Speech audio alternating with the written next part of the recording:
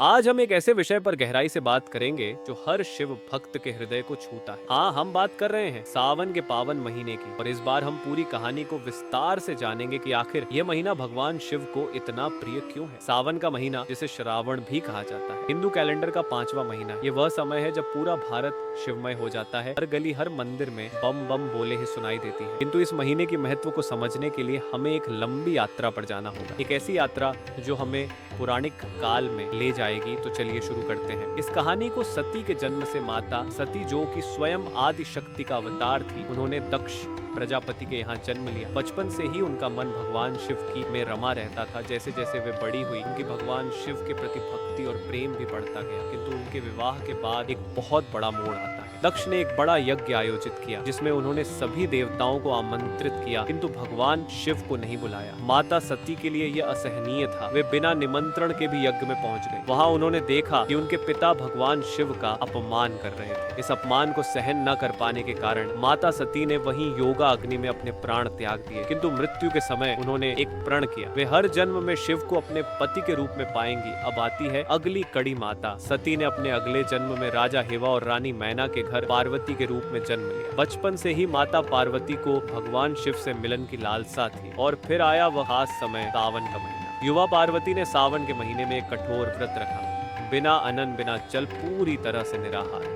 दिन रात वे शिव के ध्यान में लीन रहे। सूर्य की तपती धूप हो या बरसात की रिमझिम फुहार, पार्वती अडिग रही। अपनी साधना में इस अटूट भक्ति और समर्पण से प्रभावित होकर स्वयं भगवान शिव माता पार्वती की परीक्षा लेने आए। उन्होंने एक वृद्ध ब्राह्मण का रूप धारण किया और माता पार्वती से पूछा कि वे इतनी कठोर तपस्या क्यों कर रही हैं। माता पार्वती ने बिना हिचकिचाहट के कहा कि वे भगवान शिव को पति रूप में पाना चाहती हैं। जिस पर ब्राह्मण के रूप में भगवान शिव ने अपनी कमियां गिनाई। उन्होंने कहा, वे शमशान में रहते हैं, सांप उनके गले में है और वे भस्म लगाते हैं। लेकिन माता पार्वती अपने प्रेम और भक्ति में अड़क रही। उन्होंने कहा कि उनके लिए शिव ही सब कुछ है। इस निष्ठा से प्रसन्न होकर भगवान शिव ने अपना असली रूप प्रकट किया और इसके उपरांत माता पार्वती से विवाह कर लिया। और तभी से सावन का महीना शिव जी को विशेष प्रिय हो गया। लेकिन कहानी यहाँ खत्म नहीं होती।